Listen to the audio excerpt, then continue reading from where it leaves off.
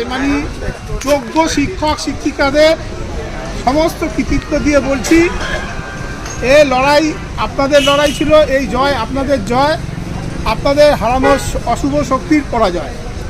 Sir অর্ডারটা কি এই বলুন? জয় আপনাদের শুভ শক্তির জয়, আপনাদের বিরুদ্ধে অশুভ শক্তির চরম পরাজয়। এটা কোনো স্থগিতাদেশ না, সেটা সাইড মানে বাতিল।